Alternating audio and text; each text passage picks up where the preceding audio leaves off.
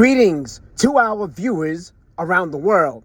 This is Ralph E. Smith, reporter and publisher of GuardianChronicle.com. Welcome to this special report by Joy Reid at MSNBC. Your power, your vote.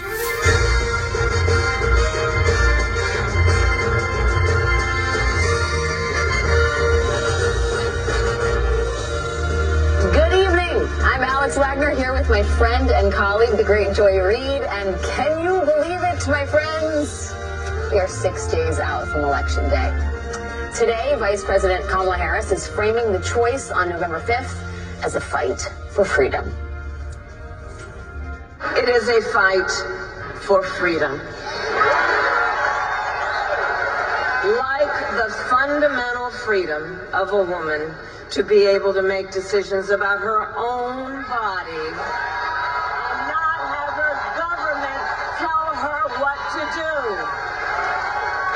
And we all remember how we got here. Donald Trump hand-selected 3 members of the United States Supreme Court with the intention that they would undo the protections of Roe v. Wade. They did. And now in America, 1 in 3 women lives in a state with a Trump abortion ban.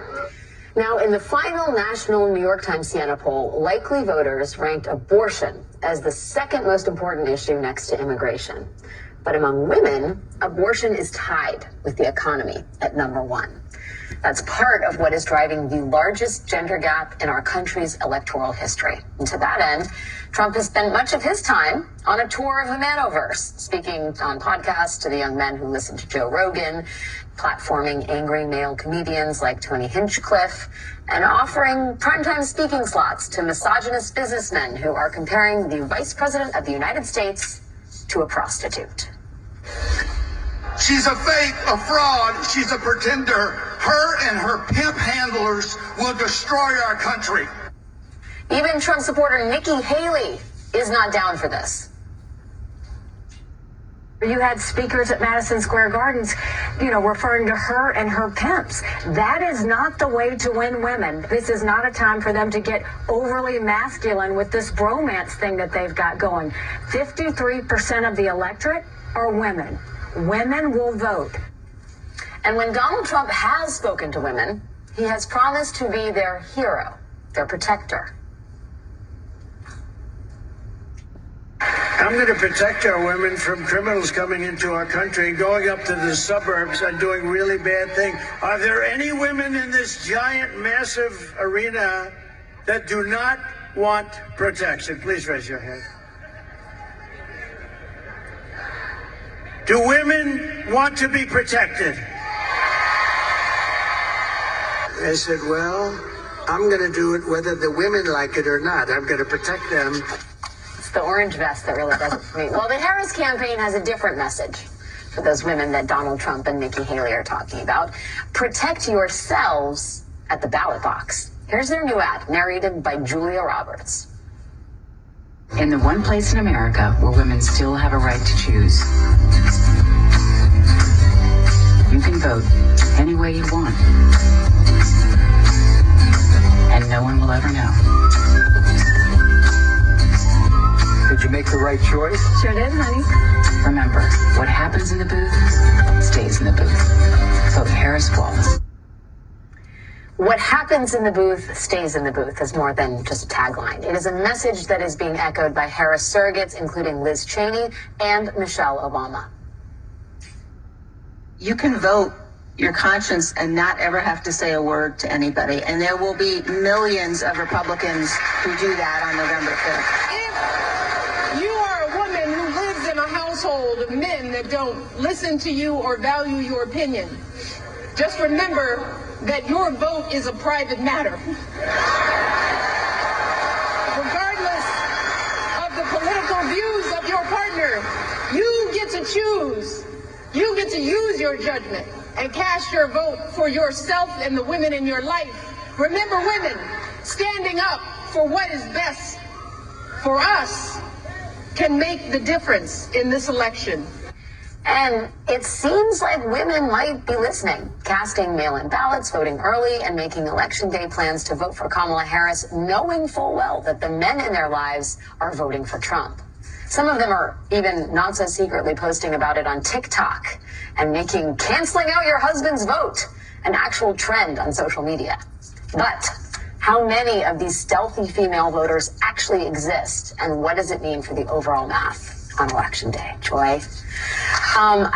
There's going to be a little box that appears in people's screens, and it's probably going to show you Kamala Harris, who's taking the stage at the Alliant Energy Center in Madison, Wisconsin. We're going to talk about that and hear what she has to say in just a second. Absolutely. But first, I mean, you and I have been talking about women. We've been talking about men. We've been talking about men of color. We've been talking about women of color. This conversation in particular, this notion of like women whose husbands are voting for Trump, who want to go quietly vote for Harris, feels tailored to conservative white women. 100%. Because I think what we have to remember is that white women really only been free for about 70 years. In 1973, the same year that women got the right to an abortion, women still could not open a bank account or get a credit card in their own name without their husband's signature. And the idea of, particularly for white women, of being the protectee was part of the culture. And so, yeah, if your husband voted for Ronald Reagan, you voted for Ronald Reagan. It was a family vote. You both agreed. And they pretty much would vote the way their husbands voted. You can just see it track in the polls. White women and white men, 60-40 Republican consistently for decades, right? And then something happened in 2022, is that for the first time, white women who have only gained rights through acts of the Supreme Court or through acts of Congress, the 19th Amendment, which didn't give black women the right to vote, it gave them the right to vote. Black women had to take another few decades, several decades to get it. But it gave them rights. They've had rights added to them. Roe v. Wade added to them. The right to contraception added to them in the 1960s. The right to open their own bank accounts. Marital rape was legal until 1991, but that was done. For the first time, white women had their rights taken away. And I just think that the polls and the pundits are undercounting how angry they are and how much of a fight they're ready to get in with these men who are saying, I'm your protector, vote the way I vote and do what I say. Yeah. It's so interesting to me that it's framed in this, I know you have to keep it a secret from your man, but go and do it anyway, right? Like it's a nod to the fundamentally conservative patriarchal dynamics of some of these conservative families, but is also acknowledging that women are going to do what women are going to do, right? They're going to do what they think is in their best interest. And quite clearly, Trump abortion bans are not in their best interest. They're not in their best interest. And think about it. It's not just that. The number one beneficiary of affirmative action in this country is white women. White women benefited more than people of color. It's them. And the idea of DEI benefits them. The idea of the C-suite opening up to women. The Mad Men era is seen as the good old days by men. But for women, it was an era when they weren't free. And so I think we're just not able to even poll or prognosticate based on anything that happened before 2022, because what I'm seeing just anecdotally is a lot of conservative women who otherwise would just vote Republican because it's part of their culture. They're just like Democrats or, black folks are Democrats. They're Republicans, but they're mad. Yeah. And we don't know that means this big turnout, early vote, and you're seeing all these women. I find it hard to believe that's a big turnout, eager to vote for the guy who they need protection from based on the 24 odd women who've accused him of sexual harassment or abuse. There is one woman who's probably going to be making the case for those women to come out of the woodwork and vote, and she's speaking right now in Madison, Wisconsin. Let's listen in to Vice President Kamala Harris. Trafficked in guns and drugs and human beings. And Wisconsin, if you give me the chance to fight on your behalf as president, there is nothing in the world that will stand in my way of fighting for you.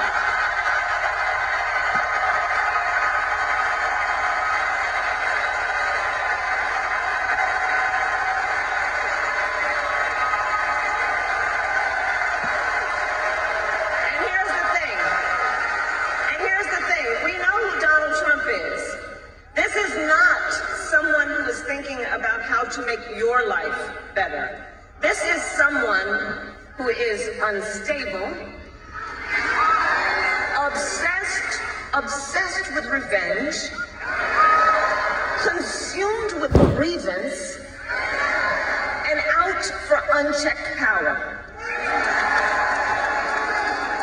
And in less than 90 days, it's either going to be him or me in the Oval Office.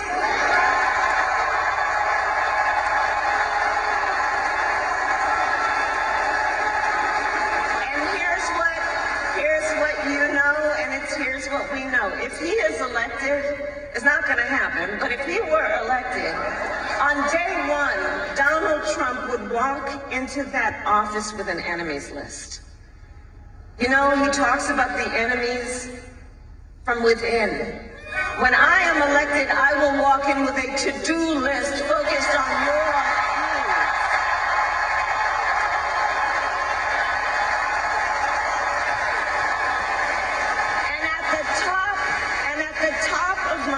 Is bringing down your cost of living. That will be my focus every single day as president. I will give a middle-class tax cut to over 100 million Americans. We will enact the first ever federal ban on corporate price gouging on groceries.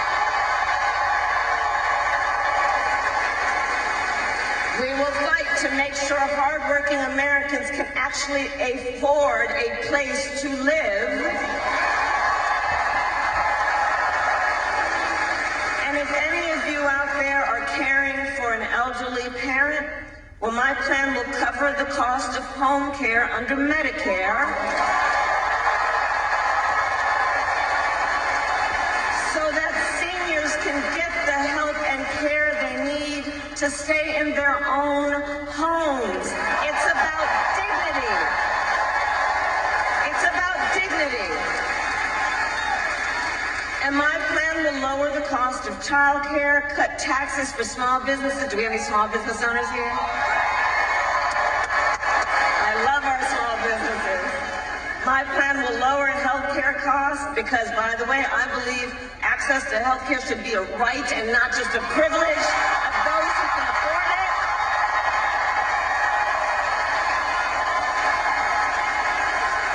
It's about values.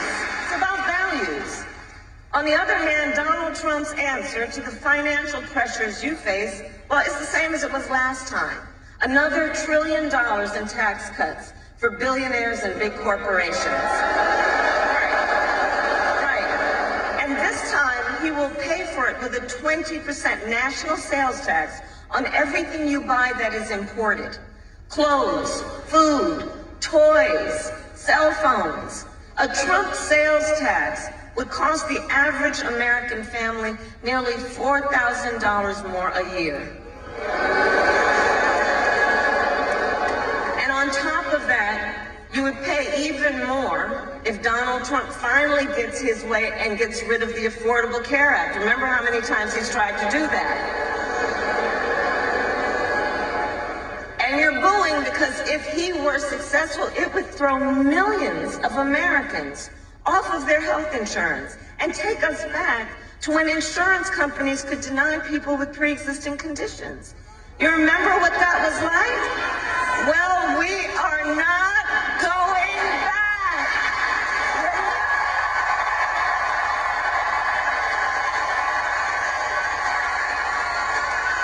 That is Vice President Harris making the third of her 3 appearances today in key battleground states. She's there in Madison, Wisconsin at the Alliant Energy Center.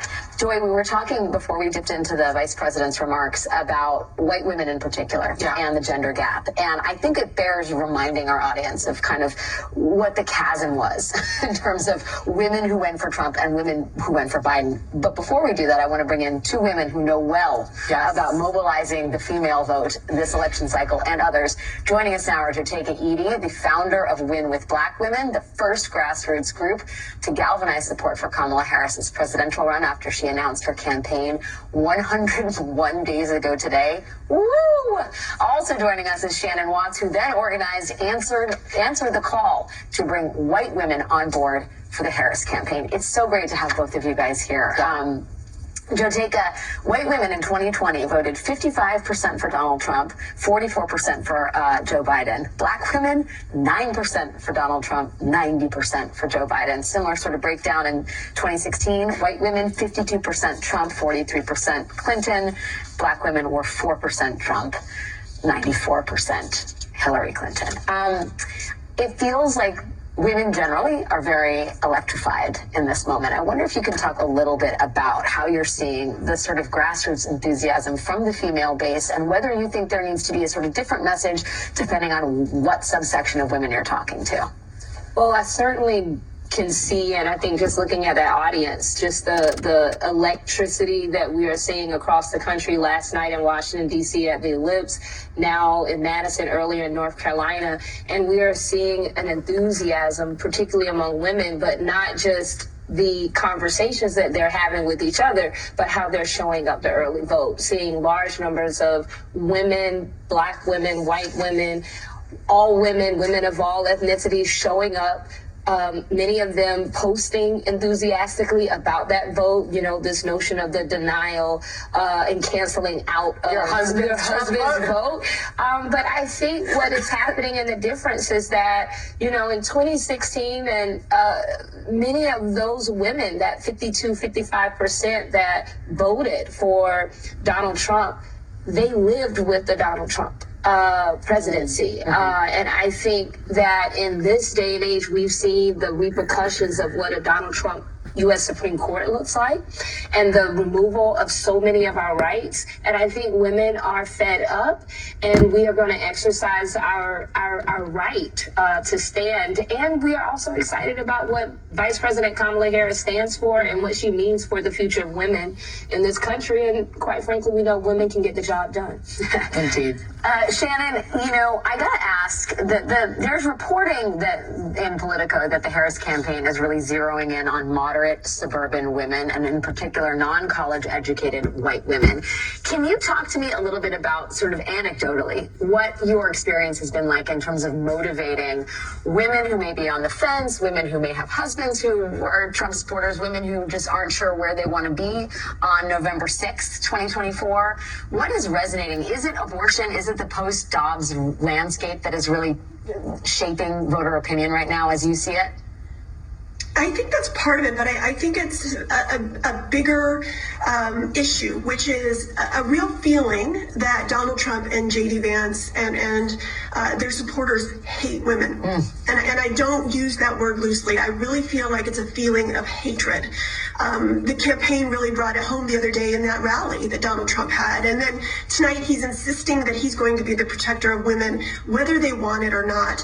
I think what's really interesting also is what we're seeing are all these whisper campaigns, and you all showed some ads relevant to this, right? Whisper campaigns are how women have shared information for millennia, from things about menstruation to menopause, even men to be afraid of, right? And what we're seeing in this campaign is that same power of persuasion, whether it's telling women that they need to have conversations with their moms and their sisters who maybe are part of that 53% who voted the wrong way the last time, whether it's these sticky notes we're seeing left in bathrooms and on airplanes all over the place, particularly in red states, or the ads that you showed, right?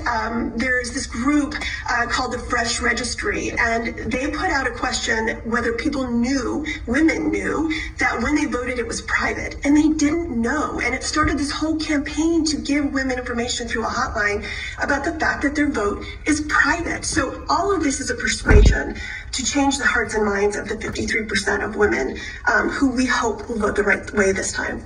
You know, Shannon brings up such a good point about the hatred that some women feel is being directed at them by the Trump campaign. Like, it is, I guess the word is ironic, galling could be another word, that Trump is out there saying, how many women want me to be your protector? At the same time that he is literally attacking a woman repeatedly over and over and over again in the most vulgar language possible, a woman who happens to be the vice president of the United States of America. He has people up there who are comparing her to a prostitute. He uses expletives to describe her vice presidency. I mean, he could not be more insulting. He could not put more of a target on her back, and yet he proclaims and positions himself to be a patriarch to protect women. It doesn't jive. But I mean, the thing is there are, to kind of use Jaheka's term, there are women who are married to a Trump. Mm-hmm. You know, somebody who's supposed to be their protector but is harming them. Donald Trump, I think E. Jean Carroll would have thought of him as an acquaintance that was safe to be around in a Bergdorf Goodman. He assaulted her. And then he defamed her and said, oh, I don't even know her. I've never met her. And then literally confused his ex-wife for her and thought they were the same person. In a photo, yeah. In a photo. I mean, Donald Trump hates women. Donald Trump used to run pageants, beauty pageants, and peep at the teenagers. He's either lurid toward women or he's dangerous to women, you know, he's vulgar. But that's what the campaign he's running is a campaign to attract men. They went to the manosphere. They're going to man-only blogs. They're going to man-only podcasts. He's wearing an orange vest in a garbage truck today. Yeah. That's like my 5-year-old's dream of like what happens when you get old and you're a guy. Yeah. You get to do that all day, like drive the garbage truck around. Maybe you can sit in an excavator too. I mean, it's like the most basic, like kindergarten version of masculinity. And a kindergarten version from the 1990s, right? I mean, he's bringing out Hulk Hogan and WWE stars and Dana White. I mean, all of this is about the manosphere, and it's about their strategy clearly is to overperform with men and also overperform with young men who might be incels or angry or also hate women. And I think to Shannon's point, it is an anti-woman campaign that's also saying to women, you need to be okay with this because the only way you can be protected is someone like Trump stopping the brown and black people from raping you in the street because they're coming over the border to get you. It's sort of the way that they used to get men lynched kind of campaign. Yeah, no, Shannon, it does have echoes of like the post-Reconstruction era, right? Yeah. And it was like white women need to be protected from the black and brown menace. And that's exactly the positioning rhetorically that Trump has been using at his rallies. You mentioned early voting, and I do think that this is important to highlight to everybody. This is new information we have that there's currently 56 million early votes have been cast nationally. 53% of them were cast by women. Shannon, when you hear that statistic, should Democrats be rejoicing? Do you think that's an indicator that if women are voting early in those numbers, larger than we expected, those are probably Democratic votes? Or do you think that this is going to be as divided as it has been in 2016 and 2020? No, I know it with my heart and soul that those are votes from women who are protesting the hatred that they feel. And look, Brittany Packnett Cunningham, the activist, always says your whiteness will not save you from what the patriarchy has in store for you, right? And I think women saw in 2016 when Hillary Clinton lost, and then the Trump abortion bans and all of the different things that have happened, that was true, that their whiteness would not save them. And I'm sorry it took so long for us to vote in not just our own self-interest, but in all women's best interest. I believe that is what we're starting to see happen. And when you talk about the gender gap, right, this idea that somehow it's the economy that men care about, I don't think that's true. I think it's preserving the patriarchy, and I think women see that and they want to burn it down. Tell us what you really think. Shannon, thank you so much for your time. It's so great to get your perspective because you know all this stuff firsthand. We really, really appreciate it tonight. Take it easy. Please stay with us. We have much more we want to discuss with you. Joy Reid, you're not going anywhere. I'm not letting you go. When we get back, how much will the issue of abortion factor into women's votes this year? We're going to talk to Planned Parenthood's Alexis McGill Johnson and the author of Abortion Every Day, Jessica Valenti. They are both coming up next. Stay with us. You're listening to MSNBC Special Report. This is Ralph E. Smith, reporter and publisher of GuardianChronicle.com. Theme of Vice President Kamala Harris's campaign, the critical importance of fundamental freedoms like bodily autonomy and the danger for women and girls when those freedoms are taken away. Today, ProPublica reported on the story of Josely Barnica, a young mother pregnant with her second child who died of sepsis just 1 week after Texas's abortion ban went into effect in 2021. Despite being diagnosed with a miscarriage in progress, doctors said they could not treat her, meaning provide an abortion, until her fetus no longer had a heartbeat. ProPublica writes this, quote, "For 40 hours, the anguished 28-year-old mother prayed for doctors to help her. All the while, her uterus remained exposed to bacteria. 3 days after she delivered, Barnica died of an infection. The more than 12 medical experts who reviewed Gisele's medical records called her case horrific, astounding, and egregious, and said her death was preventable. Joining us is Alexis McGill-Johnson, President and CEO of Planned Parenthood Action Fund, and Jessica Valenti, author of Abortion, Our Bodies, Their Lies, and the Truths We Use to Win. Thank you both for being here. Alexis, these stories are horrific, they're horrifying, and they were entirely predictable and predicted by those who said, do not overturn Roe. Entirely predictable, and I think about Gisele Barnica's family. I think about Amber Thurman's family. I think about Candy Miller's family in Georgia. The horror that they went through, right? Seeking access, desperate access to care. And I also think about the providers, right? Because the providers wanted to give that care, right? They were trained to give that care.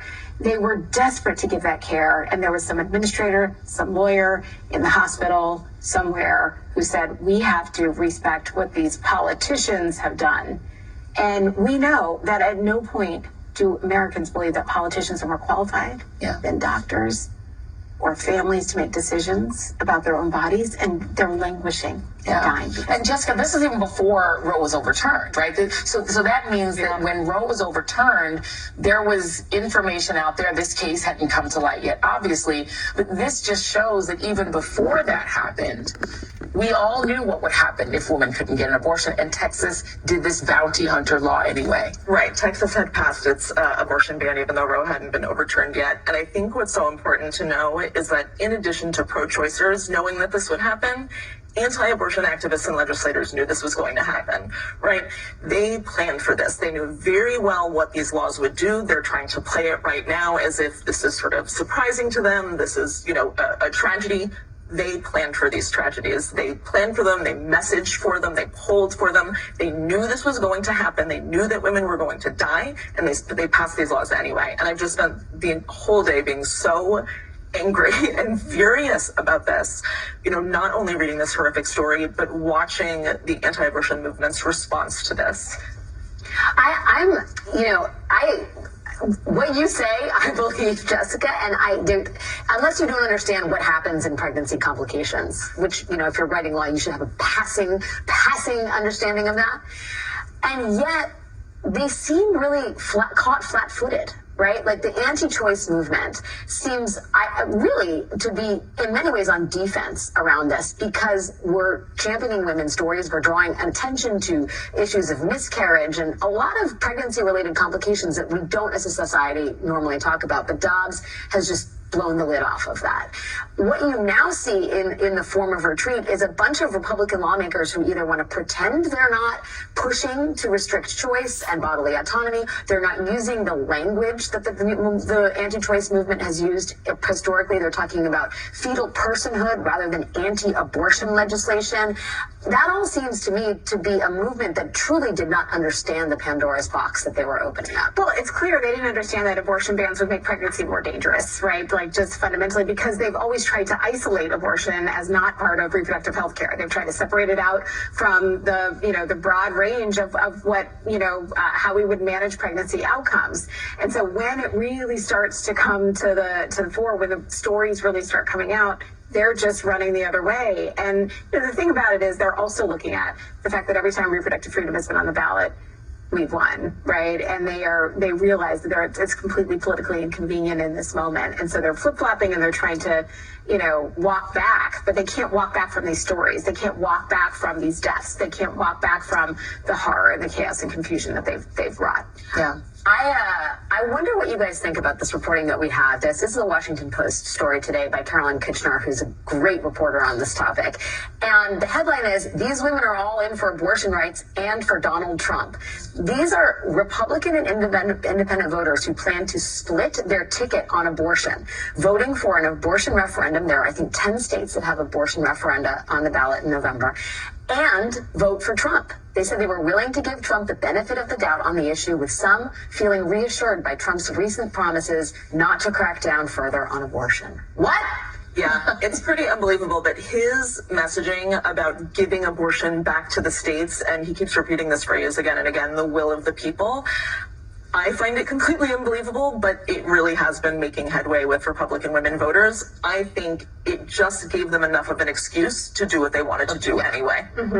They feel like, oh, well, okay. I can care about my issues. I can care about my, what he's doing is he's giving them something really important. He's giving them the false notion of a choice, that they still have a choice by saying, you're going to give this back to the women. But here's the challenge, is they're going to get a really unpleasant surprise if when he comes in, J.D. Vance and his friends at Project 2025 say, we're not going to pass a national abortion bill, we're just going to enforce the Comstock Act. Because that's all they have to do. I mean, I think a lot of people are compartmentalizing it to, if I can just control what happens in my state, I'll be safe. That's not the case, right? I mean, if you have a president, especially a vice president like J.D. Vance, who is a zealot, they don't need a national abortion ban. They don't need a national abortion ban. They can do it through executive action and the Comstock Act. But the reality is we're already living, right, in a world where, I've been in, 7 states in the last, 10 days. Every time I land, I have a different set of rights. I'm already living a state's rights. When I bring my 12 and 15-year-old girls to see my mother in Georgia, they already have less rights than my 84-year-old mother lived with for her entire life. And she lived through Jim Crow. So I'm like, is states' rights really the argument that you want to put out there, right? Yeah. Is that what we really want to say, that you can be free on this set of dirt and not free on this? Yeah, and also you can't travel because they want to criminalize travel between states, and now we're getting like Fugitive Slave Act style laws, right, to stop women from traveling. Yes, I mean, whether it's period trackers or highways that are closed to women traveling interstate to seek, bodily freedom. I think the Orwellian aspect of this knows no bounds, Jessica. I shouldn't be surprised that we edge closer and closer to a Handmaid's Tale-like scenario. But this is the modern Republican Party. This is the modern Republican Party, and as much as they try to hide from it, and they are trying really, really hard to run from this, you can't run from stories like this. You can't run from the reality that people are seeing on the ground, and I think that's what we're seeing with voters. Voters can see what's happening in their communities. They can see what is happening to their friends and their families, and it really is not going to be very long before every single person in this country has been touched by an abortion ban in one way or another. Alexis, where are men on this? I just really don't want, it is appalling to me. It does take sperm to make a baby, last I checked. Yes. And that usually comes, not always, but from men. Yeah. How is this still being seen as a women's issue? We have seen actually a lot of progress with men. I mean, it is anecdotally being on the ground, but being in conversations, just yesterday I was at a roundtable in Texas with Colin Allred, and we, patients and providers telling stories about kind of what was happening in Ground Zero, right in Texas. And I could just look at the grips. I could look at the reporters who were covering it, and you could see the light bulbs go off and saying like, wow, what if that was my sister? What if that was my wife? What if that was my daughter? Like very much like the Michelle Obama speech. Like it is coming into the conversation. And young men, I think, we've looked at the gendered gap, but you sit on a college campus and you talk to some men and they're like young men and they're like, this is not a gendered issue. I totally understand how this would impact my life, my career, my family, my girlfriend, my friends. And I do think that the opportunity upside to really bring more men, and particularly young men, along, more girl dads along, more brothers along, all of that is there. I just think they really need to actually understand more of the story. Alexis and Jessica, thank you. And we will obviously continue this conversation because apparently these tragic cases are not going to stop anytime soon. And we'll be right back. This is Ralph E. Smith, reporter and publisher of GuardianChronicle.com. You're listening to a special Joy Reid report on MSNBC being brought to you by GuardianChronicle.com. Maya, it's almost too easy, but here I serve you on a silver platter. Donald Trump in a high visibility safety vest that he refuses to take off after riding around in a garbage truck all day. Thoughts? And after calling us a trash can country. Yes. Let's just put all that symbolism into what he's actually called all of us and our very country.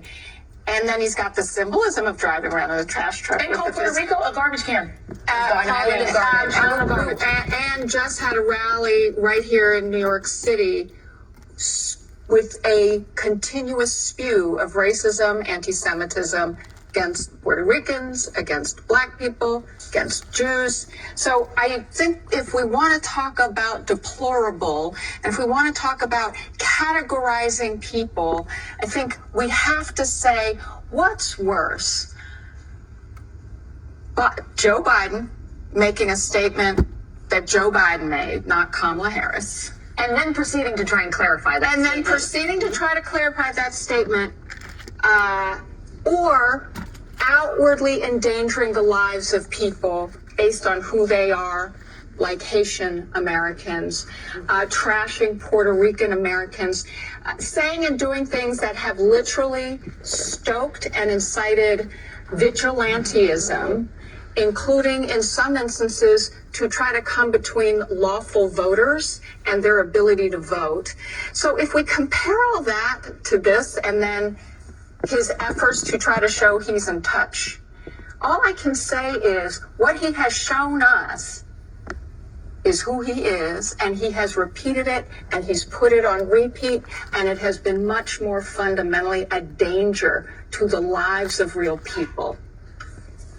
I have thoughts on the Biden garbage controversy. I'm sure you'd enjoy it. And I want to get yours first because Michelle Obama days ago talked about the double standard here. Yeah.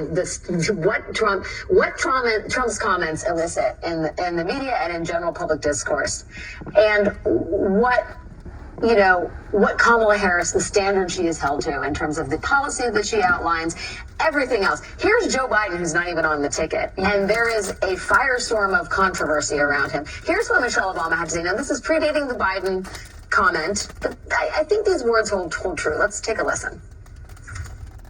We expect her to be intelligent and articulate, to have a clear set of policies, to never show too much anger, to prove time and time again that she belongs. But for Trump, we expect nothing at all. No understanding of policy, no ability to put together a coherent argument, no honesty, no decency, no morals. Boom. Boom. I mean, and the reality is, let's just be honest, it's fake outrage. I'm sorry. Permit me to just clutch my pearls. Oh my goodness. Donald Trump and his friends are offended that people might have called them names. Boo, bloody who.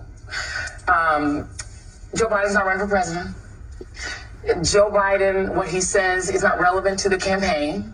Joe Biden has also said, just to be clear, repeatedly is saying, I am not calling Trump supporters garbage. Correct. I believe the person who said the thing about that guy was garbage. Yes, Tony Hinchcliffe is garbage. Yeah. And you can choose to back Joe Biden. But there has been a clarification issued forthwith. And people should just move on from that, because the bottom line is, number one, Donald Trump in a garbage truck or at a McDonald's, he's never worked a day in his life. He's actually never done a real day's work in his entire life. He's been a Nepo baby that has essentially benefited from his daddy's money and basically stealing his dad's money from even the other siblings when his brother died. So he's never worked. So he's playing dress up here to pretend like he can relate to regular people.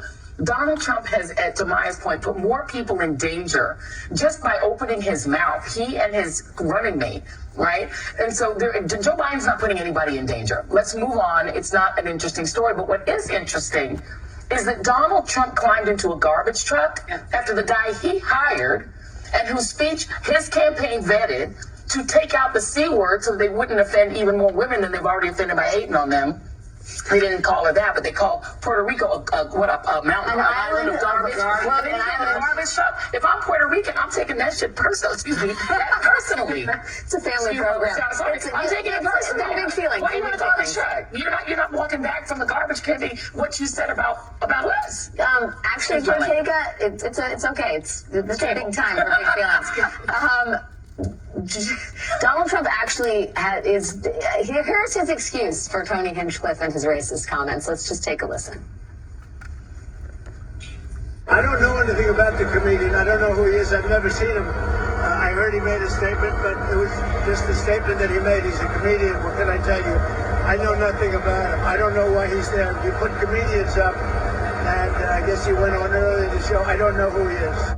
I don't know It's always the same thing with him. And it's the hypocrisy of every aspect of what Donald Trump represents. Maya Angelou said it best. When someone shows you who they are, believe them the first time. And I think we have to believe what Donald Trump has showed us over and over and over again, that he just encompasses racist values. He encompasses sexism, anti-Semitism, just all of the hate, the vitriol hate against our Muslim brothers and sisters in this country, and just the hate against women.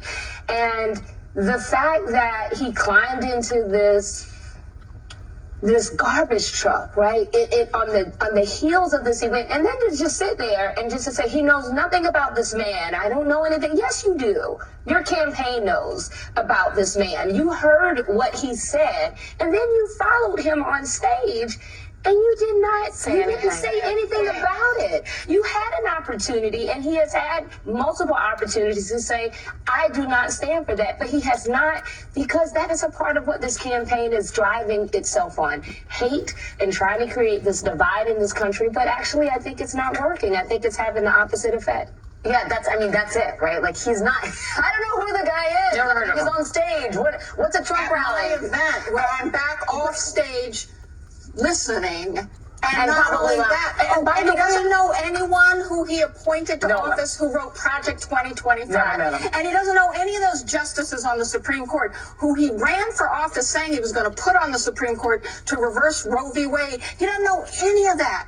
Every single time, I'm telling you, he moonwalks better than Michael Jackson. But by the way, he's running for a job in which your principal job is hiring people and running an organization. And the campaign organization you run is usually a good audition for how you're going to run the country. So you're saying that you held what was supposed to be your biggest event, your closing statement, your big dream of being in Madison Square Garden, and you have no idea who any of the people are. The guy who opened for the event, you don't have any idea. Well, who hired him? Do you even manage your campaign directly? Who's in charge? If you don't know who this guy is, someone vetted his speech, somebody hired him.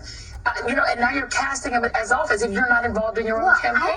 I think part of it is he doesn't actually want to cast him off entirely, because the Tony Hinchcliffe strain of machismo, racism, misogyny, and anti-Semitism very much has a home. Absolutely. In the MAGA coalition, right? Like, my heart does not go out to Donald Trump, but he is in a strange place, right? He knows that Tony Hinchcliffe has done damage to him among many voters, but especially probably Puerto Rican voters who could decide this election, especially in the state of Pennsylvania. At the same time, he knows that Tony Hinchcliffe comedy lands with a bunch of the bros that he is trying to get to show up to the polls. And so a disavowal, to your point, is not really possible. Well, remember who his foot soldiers were on January 6th. Exactly. It was Proud Boys, Oath Keepers. It was the extremist groups. Remember who he said in a presidential debate?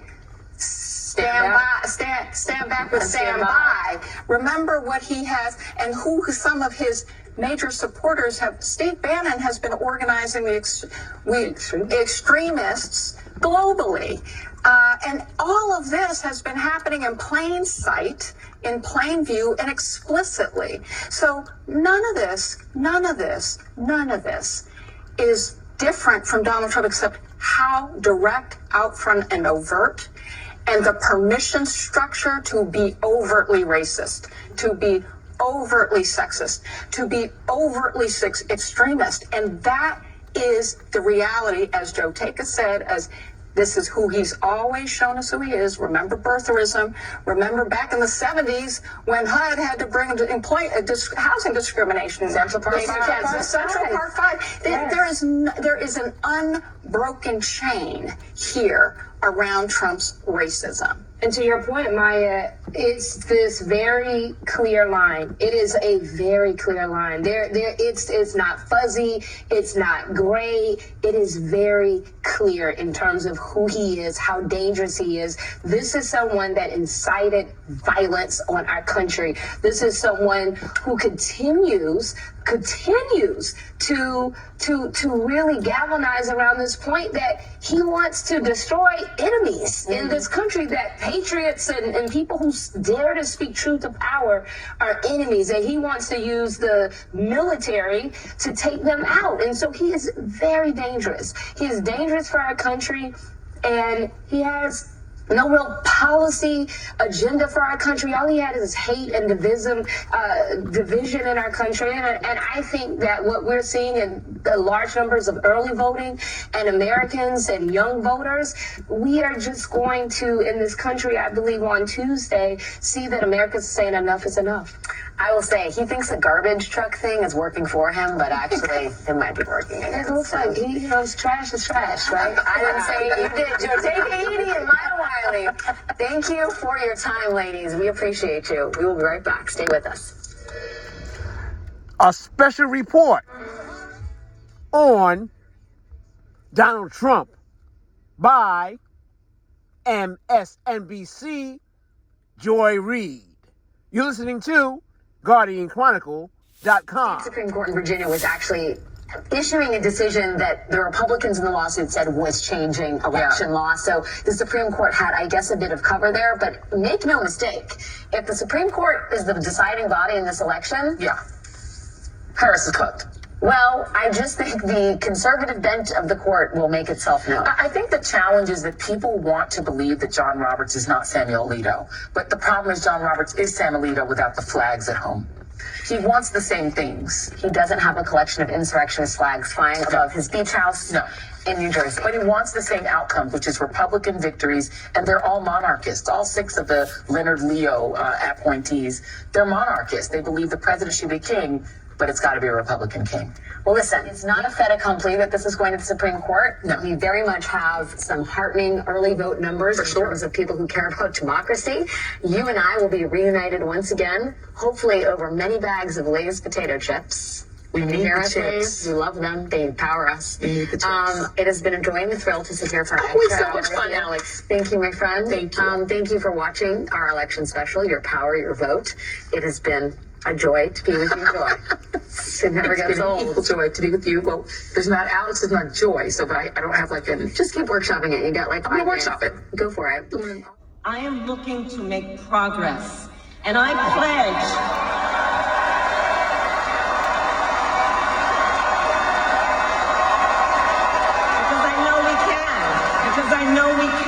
I know we can make progress. And I pledge then to listen to experts, to those who will be impacted by the decisions I make, and to people who disagree with me. Because look, unlike Donald Trump, I don't believe people who disagree with me are the enemy. He wants to put them in jail. I'll give them a seat at my table.